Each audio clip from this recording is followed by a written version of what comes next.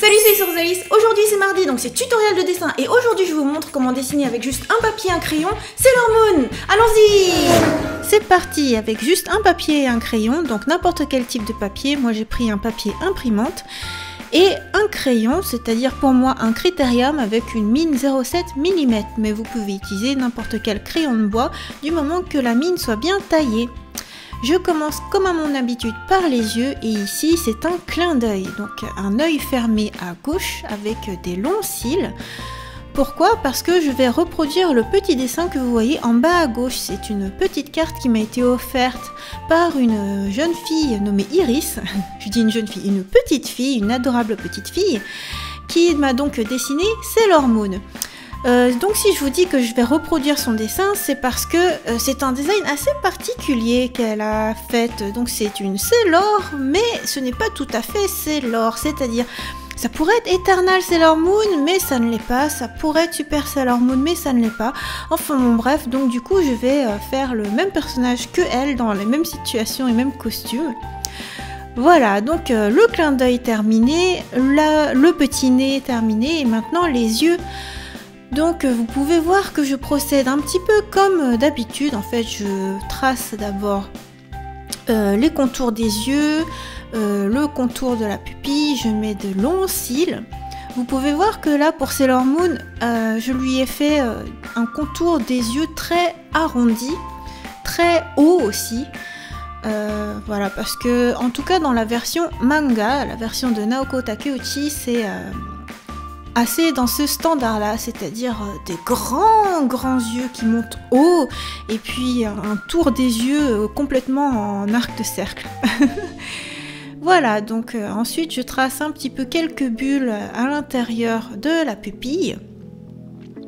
Cela dit, comme j'aimerais bien qu'elle puisse le colorier, après je vais pas tracer trop d'ombrage, donc là je vais juste en mettre un minimum pour qu'elle ait pas un regard trop vide.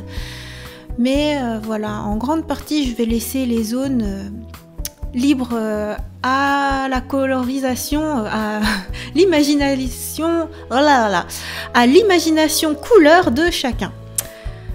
Voilà, donc j'ai la voix un petit peu enraillée parce que je viens de tourner ma vidéo de FAQ et c'est une vidéo fleuve. Mais bon, gambarimasu, je vais faire de mon mieux pour vous faire la voix off de cette vidéo. Donc j'accentue un petit peu les cils parce que Sailor Moon elle est très féminine. Dans la version manga surtout, il y a beaucoup de détails au niveau des cils.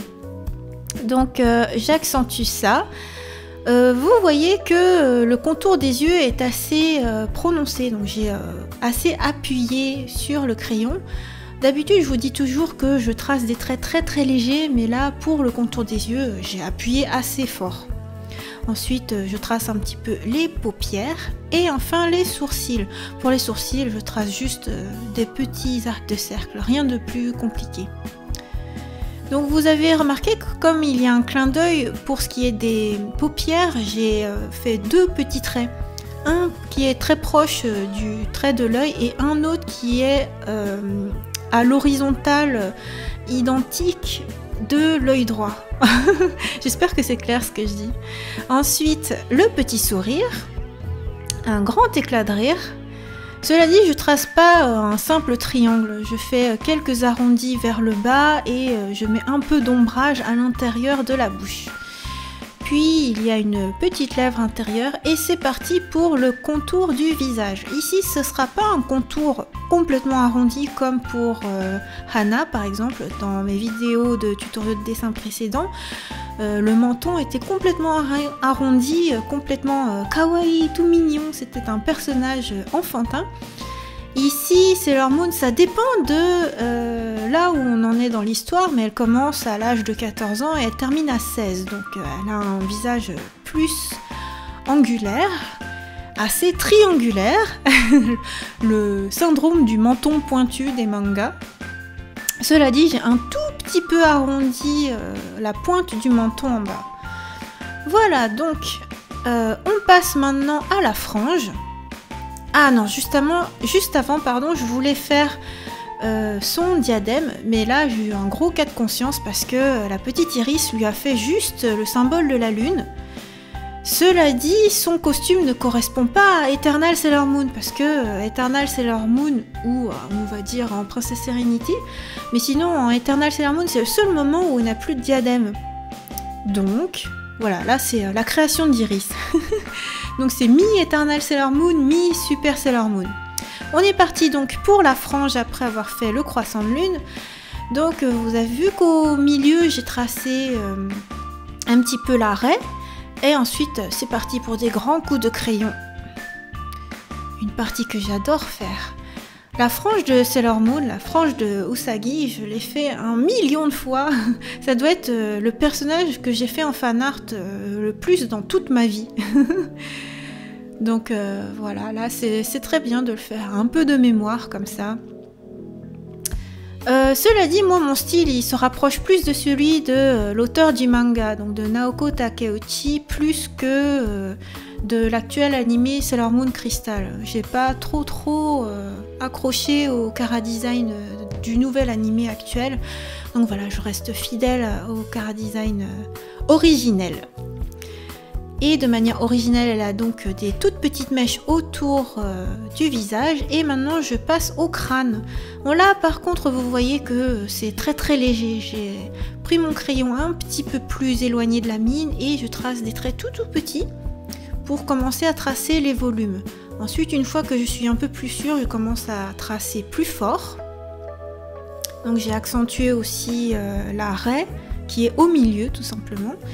Et je trace le contour du crâne, ce qui me permet de rallier avec sa frange. Donc pour la gauche, pareil pour la droite. Là c'est un dessin, à part pour le clin d'œil, le dessin est tout à fait symétrique, c'est juste une vue de face. Ensuite, partie très importante pour Sailor Moon, ce sont ses chignons, le double chignon mythique. Donc j'ai commencé par tracer les volumes de manière toute légère et ensuite je trace en appuyant un peu davantage pour être sûr que ce soit équilibré. Donc là ce sont des boules.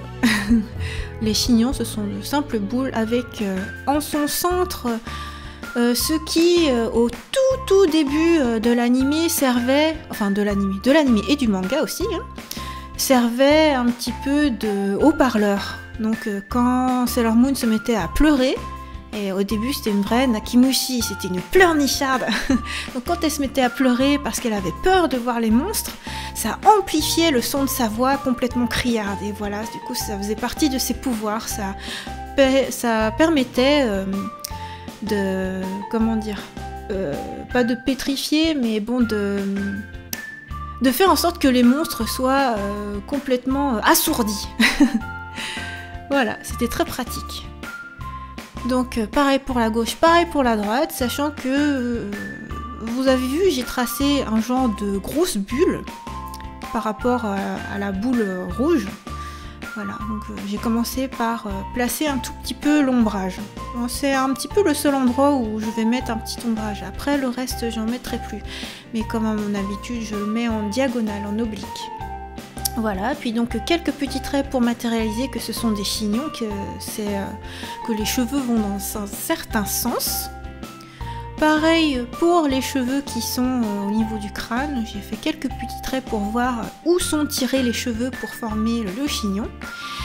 Et ensuite, avant de tracer le reste de la chevelure, je passe au buste.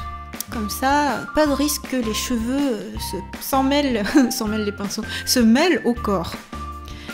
Donc le cou avec un tour de cou avec un cœur. Donc là on passe à la partie qui ressemble davantage à l'uniforme de Super Sailor Moon dans le mix Eternal Sailor Moon et Super Sailor Moon.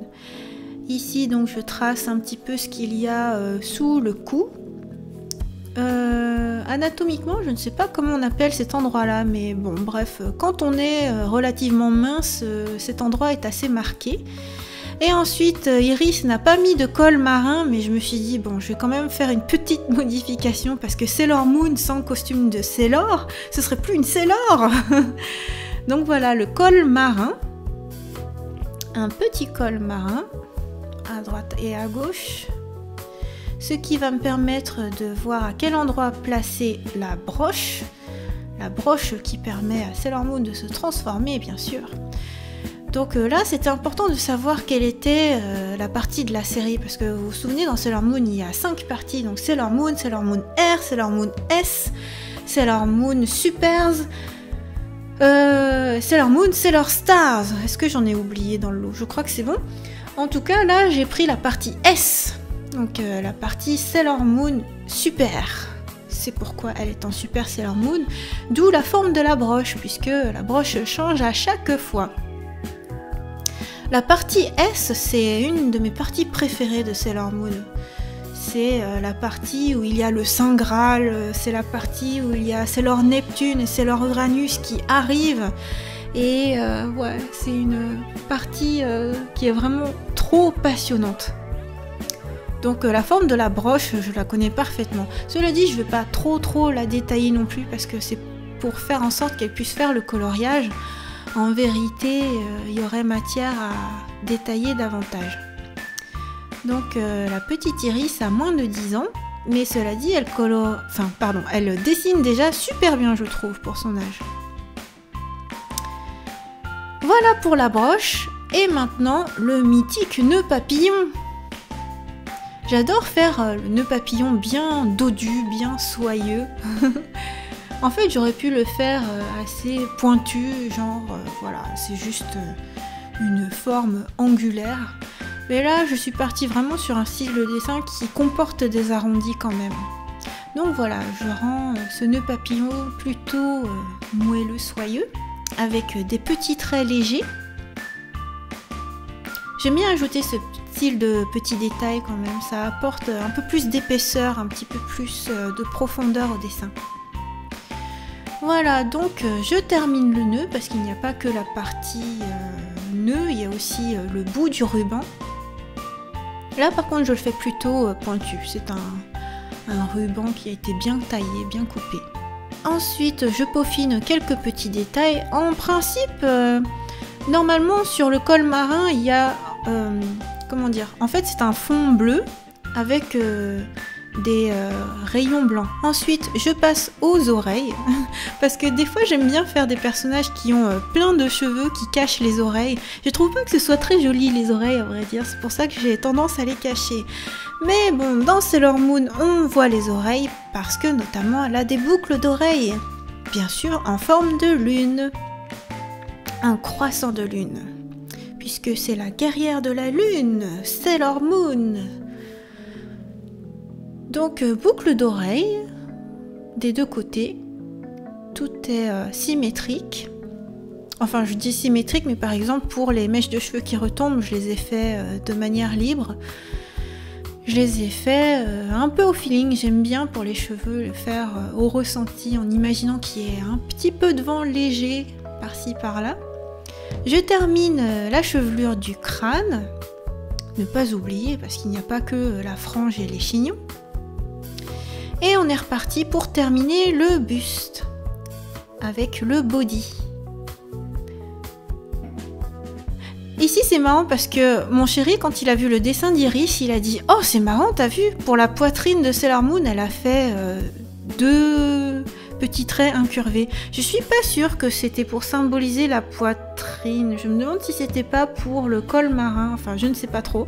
Mais bon là, moi je vais faire un body qui ressemble un peu à la forme originelle, donc il y a la poitrine qui est soutenue et ensuite une toute petite taille et un début de jupe. Là à nouveau je me pose une question, je me dis qu'est-ce que je vais faire comme épaulette, parce qu'elle a fait une forme d'épaulette qui est un petit peu incertaine, mais bon je continue sur le principe que c'est Super Sailor Moon, donc je lui ai fait une forme d'épaulette un petit peu en forme de pétale. Quoique Super Sailor Moon, est-ce qu'elle a déjà des épaulettes de cette forme-là? Ce serait pas la forme de Sailor Saturne? Ouah, j'ai un gros doute tout d'un coup. Si, je suis quasiment certaine. Super Sailor Moon a les épaulettes translucides, comme ça. Elle a plus en forme de bibendum. C'est plus un petit peu comme ce qu'elle a au niveau de ses gants. Mais ça devient une jolie forme de pétale translucide comme ça. Donc vous voyez que je ne fais pas que une forme de pétale, mais je fais quelque chose qui a un peu un volume, enfin ça se replie. Donc ça se replie les uns sur les autres, tout en étant translucide autour de l'épaule. Voilà, les détails de costume. Cela dit, ce style de détail, je trouve que c'est vraiment passionnant d'analyser, se souvenir, essayer de se souvenir. Ah, le passage entre Sailor Moon et Sailor Moon R, le costume ne change pas trop, mais à partir de Sailor Moon S, quand elle devient super, là, le costume change vraiment. Il y a des détails qui changent. Donc quand je vous disais l'espèce de pneu, de plot bibendum, je suis typiquement en train de le faire au niveau des gants. Ça par contre au niveau des gants il n'y a pas trop de différence à ce moment là, c'est dans Eternal Sailor Moon que ça change vraiment. Voilà, on passe maintenant à la partie la plus jouissive, les cheveux. Et avec Sailor Moon c'est fantastique, elle a de longs cheveux, de longues couettes. En là Iris elle les a fait qui s'étendaient au-delà du corps, donc je fais un peu pareil, mais de mon côté je mets un peu plus d'ondulation. Et en fait, comme le personnage est centré par rapport à la feuille, je vais faire en sorte d'atteindre le bord, le coin bord, enfin bref, de le faire tomber jusqu'au bout de la feuille. Donc là, jusqu'en bas à gauche, extrémité extrême. Cependant, il y a des cheveux qui rejoignent un petit peu le corps, parce que à partir de la couette, à partir du haut du chignon, jusqu'à la chute, si on prend une certaine gravité et un petit filet d'air, ça va s'étendre à nouveau. Ça va pas juste partir complètement à gauche. Voilà, je trouve que c'est plus joli et plus rigolo comme ça. Donc voilà, ça suit la gravité tout en étant assez volatile. De beaux cheveux blonds, de longs cheveux blonds. Alors là, Morgane vient de m'envoyer un e-message, j'espère que ça n'a pas fait un gros bruit dans l'enregistrement audio. Sinon, vous savez que c'est mon chéri qui m'a envoyé un message. Voilà, donc on a fait la chevelure gauche, on passe à la chevelure droite. Comme je vous disais, je ne vais pas faire une symétrie parfaite. C'est le moment justement de s'amuser. Parce que là, le dessin, c'est un grand plaisir. Et c'est le moment de faire des mouvements un petit peu différents. On s'amuse, on s'amuse. Vous voyez que j'aime bien accentuer les traits des cheveux au niveau de la base, au niveau de la chute à partir du chignon. Et ensuite, ça part un peu en freestyle. Ça part dans les ondulations. Là, j'appuie de manière assez conséquente sur le crayon. Autant pour le reste du corps, j'y suis allée en douceur, en particulier au niveau du visage, j'appuyais très peu. Autant là, au niveau des cheveux, chaque trait est définitif. Donc je ne vais pas faire un premier trait de repère et ensuite redessiner par-dessus. Là, j'y vais franco, direct. Paf. Donc là, j'ai bien rejoint le coin extérieur, l'extrémité droite, en bas à droite de la feuille. Comme à mon habitude, je trace quelques tout petits traits pour finaliser, pour peaufiner. Si jamais ma main a passé par-dessus le carbone et a un petit peu atténué les traits, je les réaccentue. C'est la toute petite ultime touche finale qui indique que voilà, je vais finir par lâcher le crayon. Et quand je suis satisfaite de mon dessin, je n'oublie pas de signer Rosalis. N'oubliez surtout pas de signer vos dessins. Et voilà, c'est déjà terminé. Alors, super facile, non? N'hésitez pas à me dire surtout si ce type de vidéo vous plaît, si papier crayon ça vous plaît, si fan art ça vous plaît, ou si vous préférez à la tablette, ou alors des speed painting. N'hésitez pas, surtout, je suis preneuse de toutes vos suggestions. Justement, on m'a demandé de faire un speed drawing, donc la prochaine vidéo ce sera un speed drawing, et surtout, n'hésitez pas à me dire si ça vous plaît, et si c'est le cas, et on aura davantage. En tout cas, j'espère que cette vidéo présente vous a plu, et je vous donne rendez-vous mardi prochain pour un nouveau tutoriel de dessin. Bye bye!